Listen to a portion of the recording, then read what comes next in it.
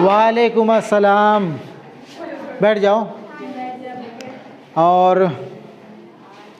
Class full है, देख के अच्छा लग रहा है, इसलिए आज एक घंटा जो है तुम लोग झेलने के लिए तैयार रहो, ठीक है ना।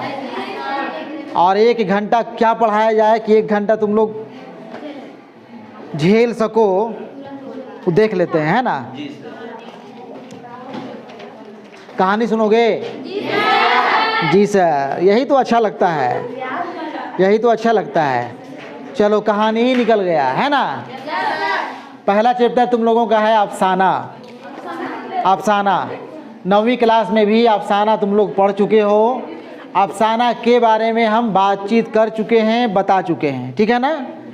अलग से फिर हम अफसाना के बारे में अलग से हम जो मेन पॉइंट है, जो ख़ास जुमला है, वो जुमला हम लिख देंगे, ठीक है ना।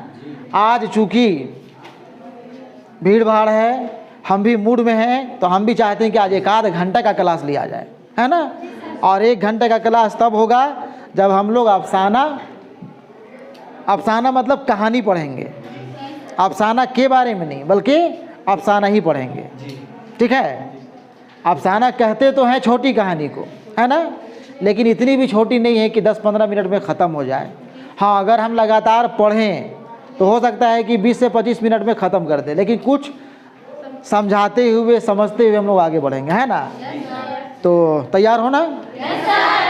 ठीक है, चलो निकाल लो अफसाना भोला, निकालो अफसाना भोला। अफसाना भोला तुम लोगों को टर्म 1 में पढ़ना भी है। चौक कहाँ है जी? देखो तो, नीचे है। अफसाना भोला तुम लोग को पढ़ना है टर्म 1 में, ठीक है ना।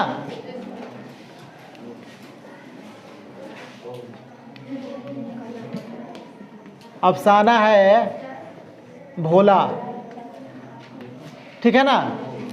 और इस अफसाना के, भोला के अफसाना निगार कौन है? कौन है? राजेंद्र सिंह बेदी, ठीक है। नाम सुने हो पहले इनका? राजेंद्र सिंह बेदी का 9वीं क्लास में पढ़े थे इनको? नहीं पढ़े तो कहाँ नाम सुने हो? सिलेबस में, ठीक, वेरी गुड। सिलेबस हम बता चुके हैं पूरा, है ना, ठीक है। राजेंद्र सिंह बेदी, है ना, इन्हीं का अफसाना भोला। एकदम एक सेंटेंस, एक लफ्ज़, लाइन बाय लाइन हम लोग देखेंगे, है ना। किताब निकालो तुम लोग अपने गोल्डन उर्दू से। गोल्डन है ना तुम लोग के पास? मेरे पास तो नवाए उर्दू, NCERT है, यही चीज़ वहाँ भी हो सकता है। कहीं कहीं पे बीच बीच में उसमें कुछ कमी होगी, कुछ छोड़ दिया होगा, उसे घबराना नहीं है ना। ध्यान से देखोगे फिर जो है वो मिल जाएगा। अफसाना भोला निकाल लिए हो? पेज नंबर कितना है तुम लोग का किताब में? 3। पेज नंबर 3, ठीक है। NCERT की किताब में पेज नंबर कहाँ दिया है? पेज नंबर 4 में है, ठीक है। चलो ठीक है। भोला। मैंने माया को पत्थर के एक कूजे में मक्खन रखते देखा। मैंने माया को पत्थर के एक कूजे में मक्खन रखते देखा। मैंने किसने? मैंने किसने?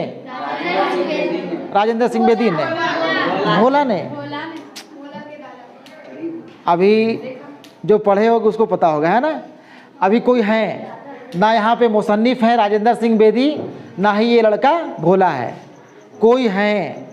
मैं एक कैरेक्टर है, वो मिलेंगे कौन है, ठीक है। लेकिन मैंने, किसी ने देखा जी।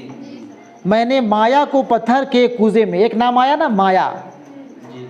नाम आया ना, जहन में रखना है कि माया किस अफसाने की किरदार है। सवाल पूछ देगा, माया किस अफसाने की किरदार है, वहाँ दिया हुआ रहेगा, है ना। 4 ऑप्शन रहेगा, जवाब भोला।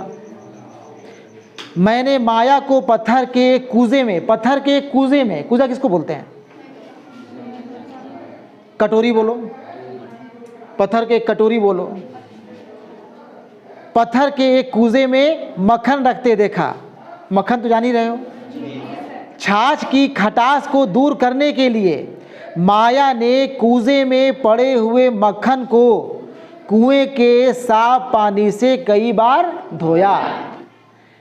इस तरह मक्खन के जमा करने की कोई खास वजह थी। आज अगर मक्खन जमा किया जा रहा था माया के ज़रिए तो कुछ ना कुछ खास वजह थी, है ना? क्या वजह थी भाई? ऐसी बात अमूमन माया के किसी अजीज़ की आमद का पता देती थी, ना? किसी अजीज़ माने प्यारा, किसी अजीज़ के आमद का पता देती थी, आने का पता देती थी। ठीक है। हाँ, अब मुझे याद आया, 2 दिन के बाद माया का भाई अपनी बेवा बहन से राखी बंधवाने के लिए आने वाला था। हाँ, अब मुझे याद आया, 2 दिनों के बाद माया का भाई अपनी बेवा बहन से, इसका मतलब है कि माया बेवा है, इसका मतलब माया बेवा है। ठीक है ना? अपनी बेवा बहन से राखी बंधवाने के लिए आने वाला था। यूँ तो अक्सर बहनें भाइयों के यहाँ जाकर उन्हें राखी बांधती हैं, यही होता है ना? यूँ तो अक्सर बहनें भाइयों के यहाँ जाकर उन्हें राखी बांधती हैं, मगर माया का भाई अपनी बहन और भांजे से मिलने के लिए खुद ही आ जाया करता था और राखी बंधवा लिया करता था। ठीक है ना? राखी बंधवा कर वो अपनी बेवा बहन को यकीन दिलाता था कि अगरचे उसका सुहाग लुट गया है, मगर जब तक उसका भाई जिंदा है उसकी रक्षा, उसकी हिफाजत की जिम्मेदारी अपने कंधों पर लेता है। ठीक है ना? नन्हे भोले ने मेरे इस ख्याल की तस्दीक कर दी। नन्हे भोले ने मेरे इस ख्याल की तस्दीक कर दी। नन्हा भोला कोई छोटा सा बच्चा है जो ये सोच रहे थे, मैं कोई है ना, जो ये सोच रहे थे कि ऐसा माया तब करती है जब उसका कोई अजीज़ उसके घर यानी हमारे घर आने वाला होता था, है ना? हाँ, 2 दिनों के बाद रक्षाबंधन है, उसका भाई जो है वो राखी बांधने के लिए वहाँ आने वाला था। ये सोच ही रहे थे, इस बात की तस्दीक नन्हा भोला छोटा बच्चा कर देता है। ठीक है ना? नन्हे भोले ने मेरे इस ख्याल की तस्दीक कर दी। गन्ना चूसते हुए उसने कहा, बाबा परसों मामू जी आएंगे ना? हो गया क्लियर? हुआ कि नहीं हुआ? बाबा, अब बाबा कौन बाबा है? बाबा यहाँ पे अब्बा भी हो सकते हैं, वालिद साहब भी, और बाबा दादा भी हो सकते हैं, या कोई दूसरे बूढ़े भी हो सकते हैं बाबा, है ना? लेकिन यहाँ पे पहले ही क्लियर हो गया है कि बेवा जो है, माया जो है बेवा है। इसका मतलब है कि ये नन्हा बच्चा का बाप नहीं है, वालिद साहब नहीं है, है ना?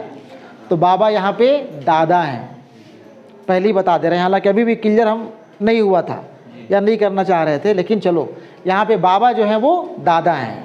ठीक है ना? हाँ, यहाँ पे क्लियर होगा। मैंने अपने पोते को प्यार से गोद में उठा लिया। मैंने अपने पोते को, अब तो क्लियर हो गया, यानी कि मैं जो है वो कोई बूढ़ा आदमी है और वो दादाजी हैं, बाबा जी यानी कि दादाजी, है ना? मैंने अपने पोते को प्यार से गोद में उठा लिया। भोले का जिस्म बहुत नर्मो नाजुक था। छोटा सा बच्चा है, प्यारा मासूम बच्चा है, बहुत नर्मो नाजुक, है ना? भोले का जिस्म बहुत नर्मो नाजुक था और उसकी आवाज़ बहुत सुरीली थी। उसकी आवाज़ बहुत सुरीली थी, मीठी आवाज़ थी, बड़ा अच्छा बोलता था। जैसे कंवल की नज़ाकत। कैसी आवाज़? देखो यहाँ पे लिखने वाला जब लिखता है तो कैसे लिखता है, उर्दू में कैसे जो है वो दिलकशी पैदा करता है। और उर्दू किसका नाम है यहाँ पे मालूम होगा, लिखने वाला। बात ख़त्म हो गई है कि उसका जिस्म बहुत नर्मो नाजुक है और उसकी आवाज़ बहुत सुरीली है। ख़त्म है, सुरीली हम लोग समझ गए ना। लेकिन देखो उर्दू की खूबसूरती, लिखने वाला कैसे लिख रहा है इस बात को। जैसे कंवल की नज़ाकत और सफ़ेदी, गुलाब की सुर्खी और बुलबुल की अलहानी को इकट्ठा कर दिया हो, है ना। इसमें क्या है, कंवल की नज़ाकत, कंवल की जो नज़ाकत होती है वो बच्चे के अंदर पाई जा रही है।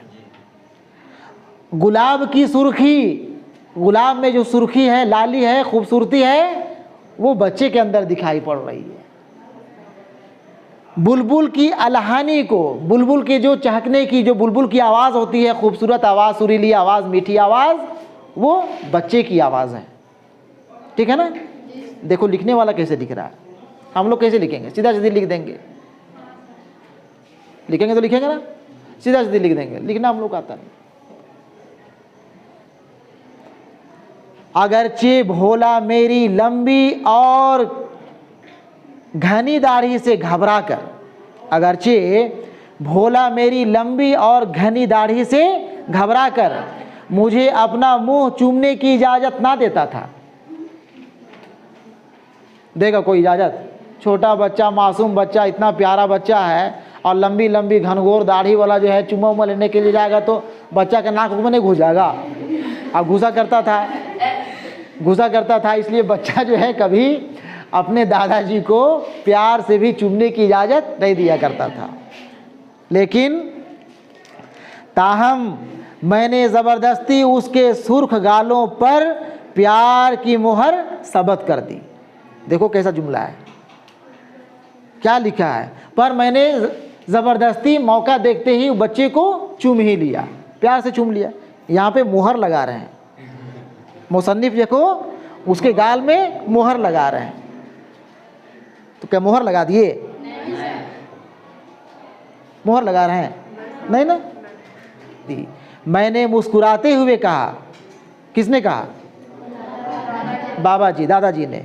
मैंने मुस्कुराते हुए कहा, भोले तेरे मामू जी तेरी माता जी के क्या होते हैं? बात समझे? भोले तेरे मामू जी तेरी माता जी के क्या होते हैं, क्या लगते हैं? तुम लोग ना बोल रहे हो। भोले ने कुछ तामुल के बाद जवाब दिया, कुछ देर से सोच करके जवाब दिया, मामू जी। नहीं समझे? मामू जी। भाई बच्चा से पूछा जा रहा है ना, है ना, तेरे मामू तेरे माता जी के क्या लगते हैं, क्या होते हैं? तो भाई मामू है तो भोला का ना मामू है, लेकिन भोला बच्चा है, मामू जी। माया ने उत्तर पढ़ना छोड़ दिया, माया ने उत्तर पढ़ना छोड़ दिया। कुछ गीता का पाठ पढ़ रही थी, श्लोक लोग पढ़ रही थी, है ना। माया ने उत्तर पढ़ना छोड़ दिया और खिलखिलाकर हंसने लगी। कोई भी हंस देगा, हंस देगी, ऐसा सुन करके भोलापन, भोला बात, नहीं हंसेंगे लोग। माया ने उत्तर पढ़ना छोड़ दिया और खिलखिलाकर हंसने लगी। मैं अपनी बहू के इस तरह खुलकर हंसने पर दिल ही दिल में बहुत खुश हुआ। मैं अपनी बहू के इस तरह खुलकर हंसने पर दिल ही दिल में बहुत खुश हुआ। माया बेवा थी और समाज उसे अच्छे कपड़े पहनने और खुशी की बात में हिस्सा लेने से भी रोकता था। समझ रहे हो ना? मैंने बारहा माया को अच्छे कपड़े पहनने, हंसने, खेलने की तलकीन करते हुए समाज की परवाह ना करने के लिए कहा था, मगर माया ने आज खुद अपने आप को समाज के रूह फरसा अहकाम के ताबे कर लिया था। ठीक है ना। आज जब बाबा जी, आज ससुर जी अपनी बहू को खिलखिलाकर हंसते हुए देखते हैं तो दिल ही दिल में बहुत खुश होते हैं। चूँकि माया बेवा थी और वो कभी जो है खिलखिलाकर नहीं हंसती थी, कभी जो है अच्छे कपड़े नहीं पहनती थी,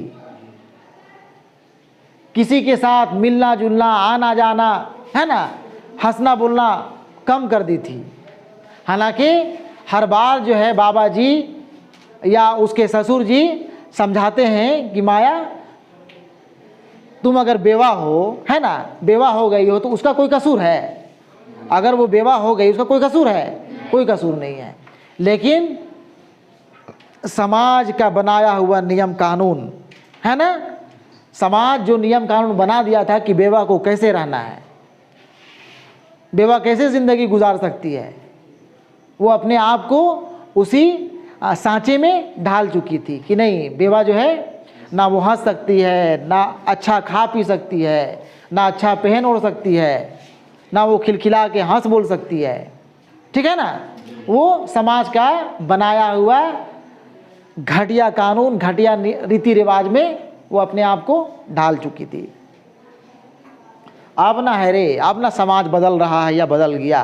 कोई वक्त था कि पति किसी का मर जाए तो उसकी पत्नी, है ना, यानी उस लड़की औरत को भी जो है पति के चिता में जला दिया जाता था। सती प्रथा, खास करके गैर मुस्लिम समाज में, हिंदू समाज में ये बहुत ज़बरदस्त जो है ये कुरीति थी, बहुत बहुत बहुत बुराई थी, है ना। आहिस्ते आहिस्ते अब ये कम हो गया। कई समाज सुधारक, धर्म सुधारक इसके ऊपर जो है काम किए, अब आहिस्ते आहिस्ते कम हो गया है। लेकिन अभी भी कई घरानों में या बड़े बड़े फैमिली में कुछ इस तरह का नियम कानून है। एक पिक्चर है, पुरानी फिल्म प्रेम रोग, देखे हो कोई? प्रेम रोग अगर मौका मिले तो देख लेना, कैसी ज़िंदगी गुजरती है हीरोइन की।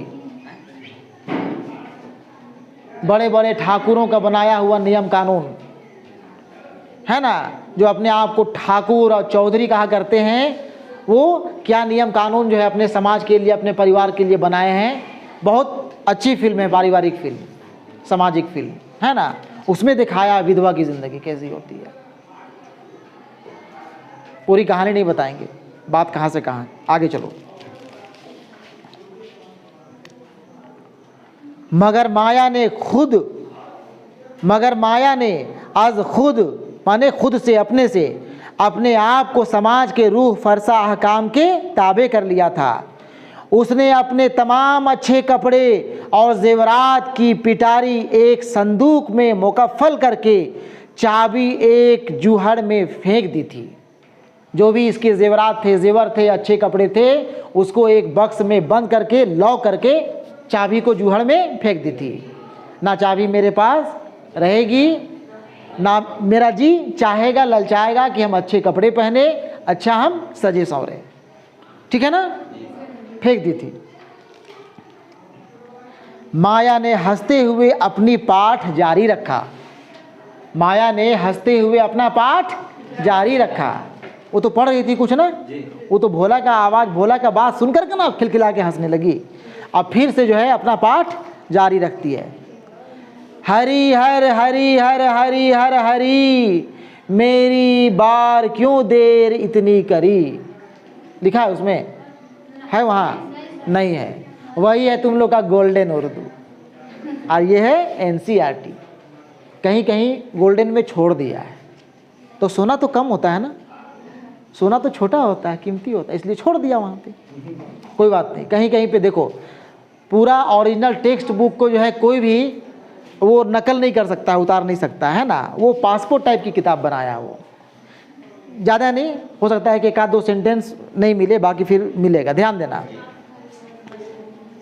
फिर उसने अपने लाल को प्यार से बुलाते हुए कहा, है वहाँ पे?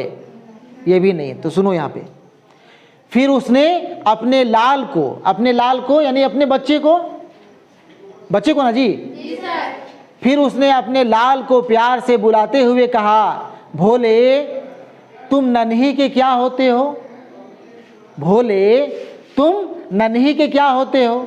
अब यहाँ नन्ही भी कोई है, नन्ही भी कोई आ गई ना, याद रखना। भोला तो खैर अफसाना का नाम ही है, कोई दिक्कत नहीं। सवाल पूछेगा किस अफसाना का किरदार है? भोला किस अफसाना का किरदार है? भोला का किरदार है। नन्ही किसका किरदार है? भोला का है। माया किस अफसाने की किरदार है? भोला का है। बाबा किस अफसाने की किरदार है? भोला। ठीक है ना, याद रखना पड़ेगा, याद रहेगा भी, कैसे याद नहीं रहेगा? यही तो तुम लोग सुनना चाहते हो, कहानी, अफसाना। तो याद कैसे नहीं रहेगा। ध्यान से सुनोगे, ऑब्जेक्टिव क्वेश्चन सब तुम लोग पकड़ लोगे। पूरा चैप्टर जो है अगर ध्यान से सुन लोगे, पढ़ लोगे, ऑब्जेक्टिव क्वेश्चन एक भी मिस नहीं होगा।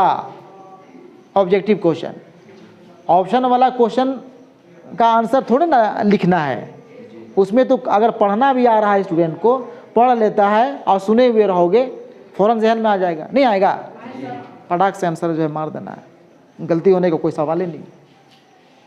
ठीक है ना। भोले तुम नन्हे के क्या होते हो भाई, बच्चा बोल रहा है भाई। भोले ने जवाब दिया, इसी तरह तेरे मामू जी मेरे भाई हैं, इसी तरह तेरे मामू जी मेरे भाई हैं।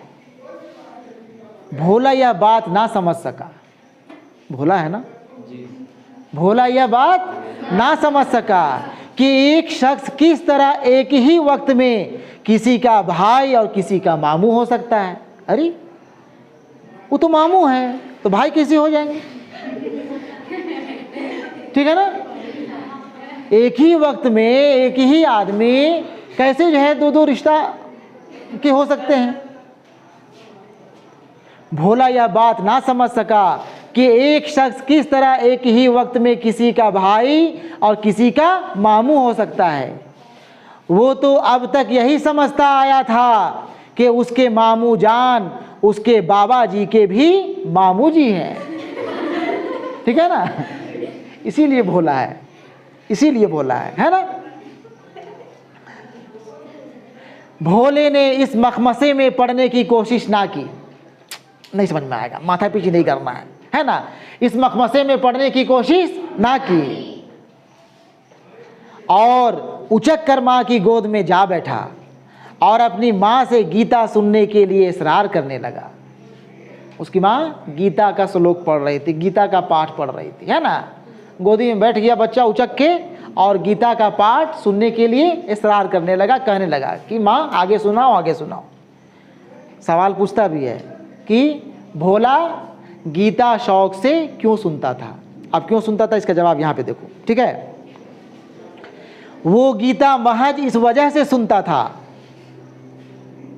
भोला जो है गीता से क्या मतलब है ना, लेकिन वो सिर्फ और सिर्फ इसलिए गीता सुनता था कि वो कहानियों का शौकीन था, कि वो कहानियों का शौकीन था।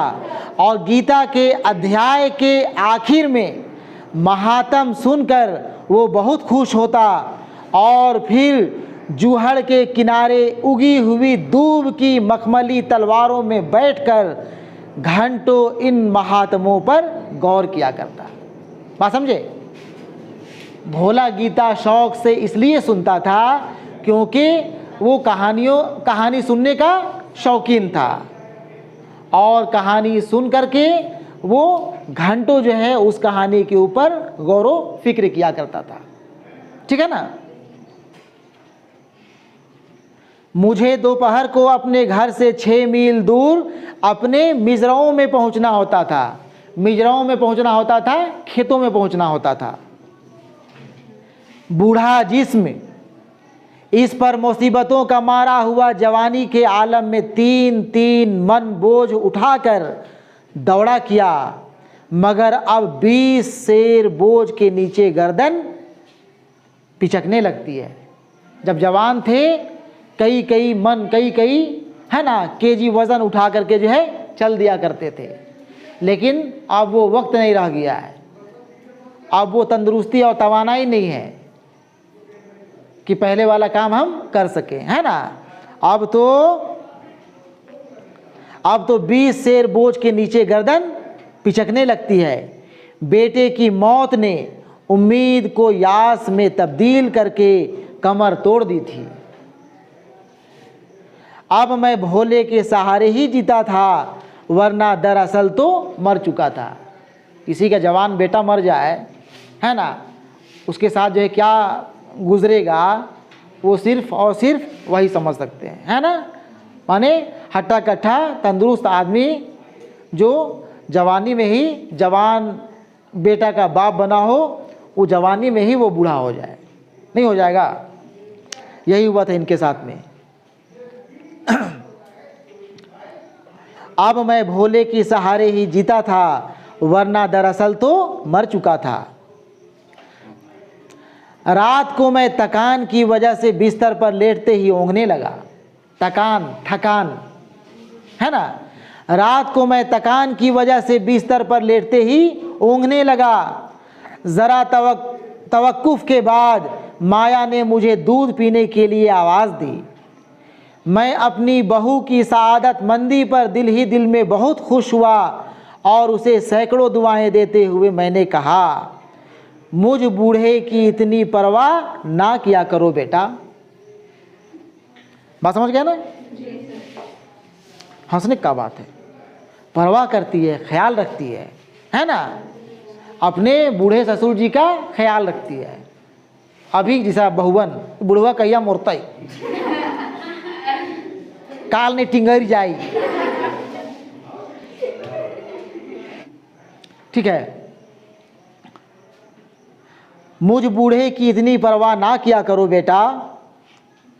भोला अभी तक ना सोया था। उसने एक छलांग लगाई और मेरे पेट पर चढ़ गया।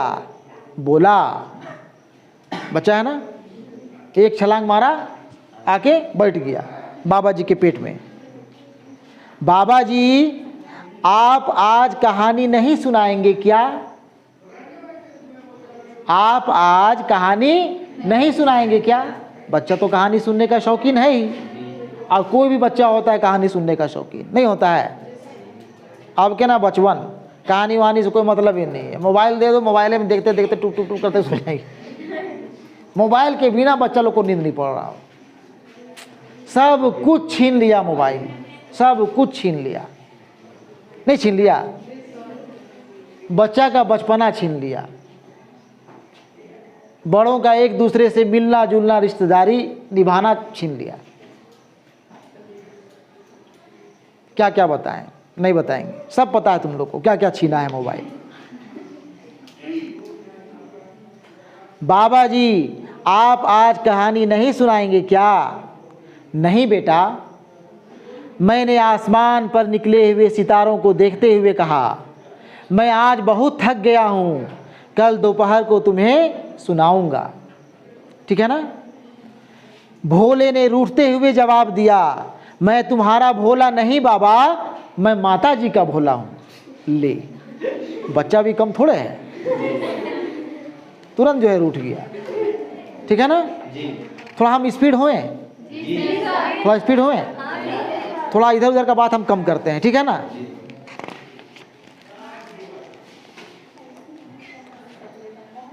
ध्यान से सुनना, समझ जाओगे। ठीक है ना। भोला भी जानता था कि मैंने उसकी ऐसी बात कभी बर्दाश्त नहीं की। मैं हमेशा उससे यही सुनने का आदी था कि भोला बाबा जी का है, माता जी का नहीं। ठीक है ना। मगर उस दिन हलों को कंधे पर उठाकर 6 मील तक ले जाने और पैदल ही वापस आने की वजह से मैं बहुत थक गया था। शायद मैं इतना ना थकता अगर मेरा नया जूता एड़ी को ना दबाता। ठीक है ना। बात समझ रहे हो ना।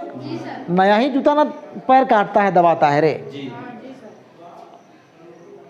शायद मैं इतना ना थकता अगर मेरा नया जूता एड़ी को ना दबाता और इस वजह से मेरे पाँव में टीसें ना उठती।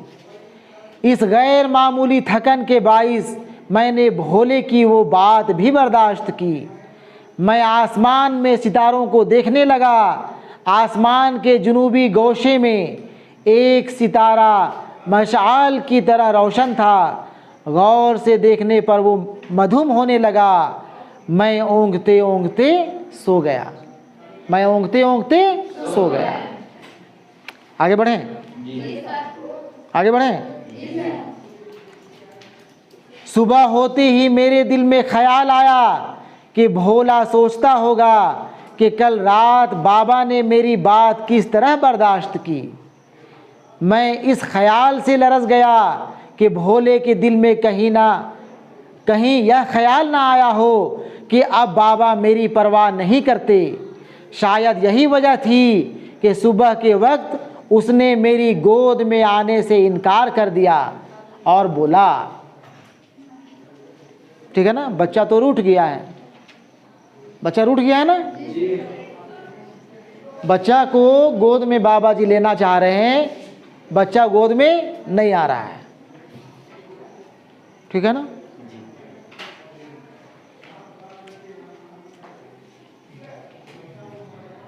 शायद यही वजह थी कि सुबह के वक्त उसने मेरी गोद में आने से इनकार कर दिया और बोला, मैं नहीं आऊँगा तेरे पास बाबा। रूठा हुआ है ना, कहानी नहीं सुनाए थे ना, टाल दिए थे ना कि मैं तुझे कल कहानी सुनाऊंगा कह के। भोला तो भोला था, भोला नाराज हो गया।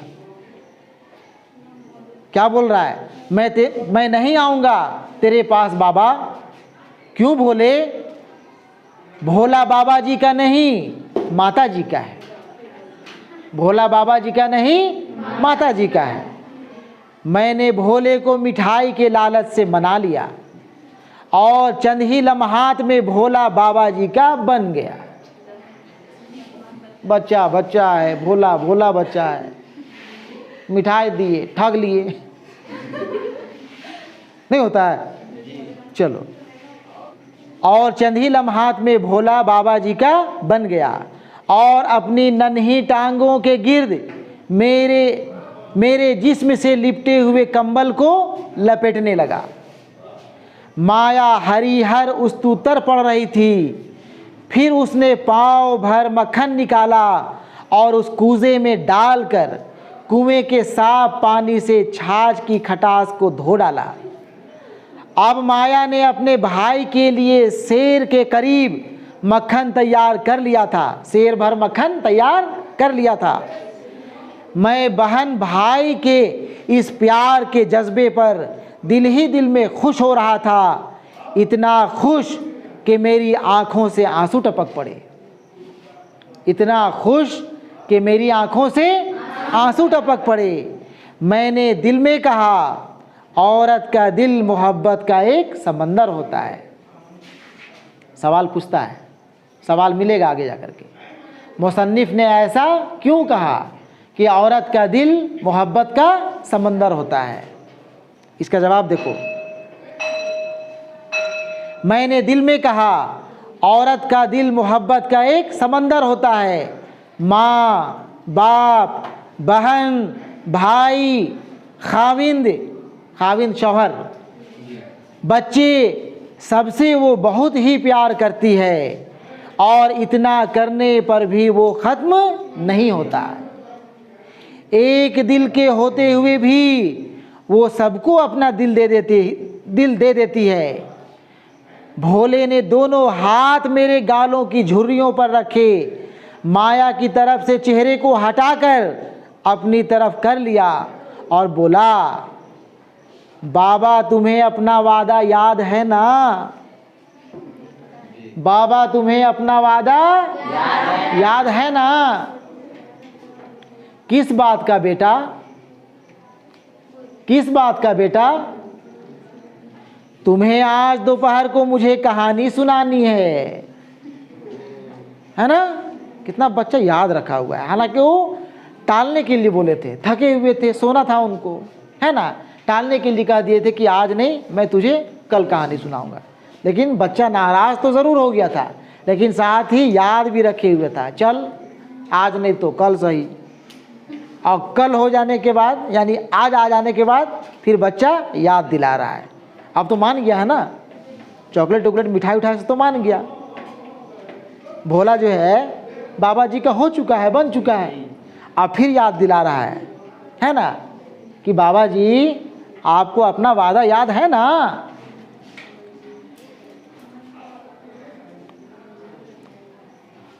हाँ बेटा, मैंने उसका मुंह चूमते हुए कहा।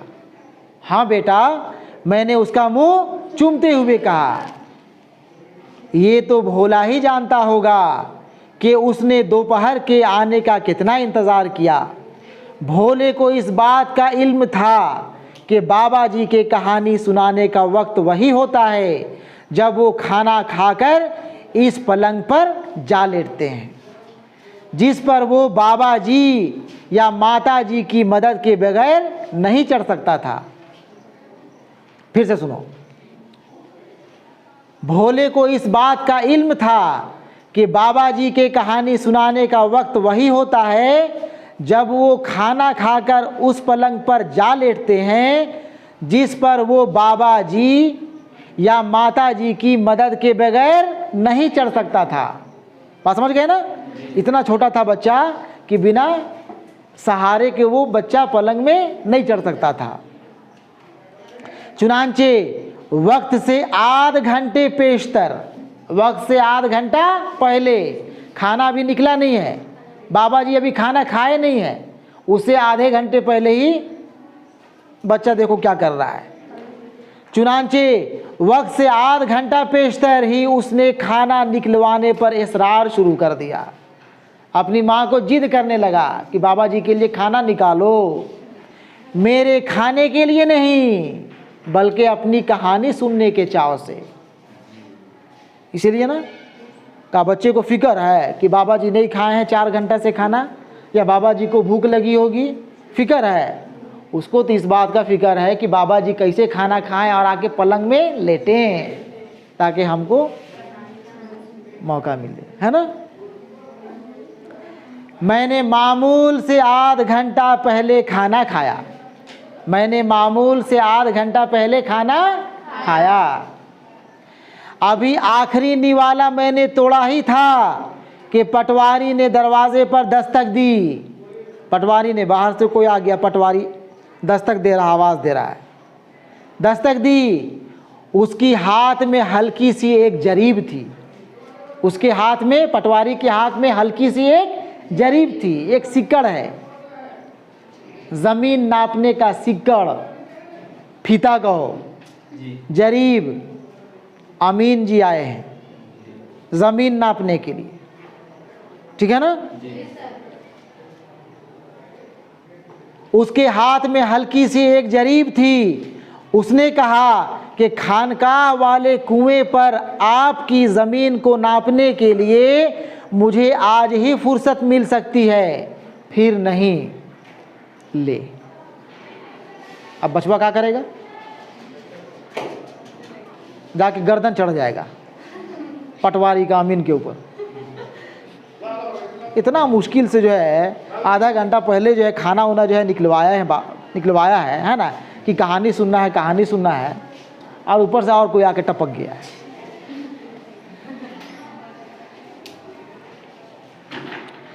दालान की तरफ नजर दौड़ाई तो मैंने देखा भोला चारपाई के चारों तरफ घूमकर बिस्तर बिछा रहा था।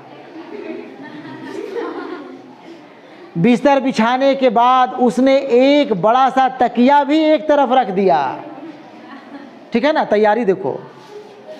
और पायती पर पैर की तरफ, और पायती पर पांव अड़ाकर चारपाई पर चढ़ने की कोशिश करने लगा।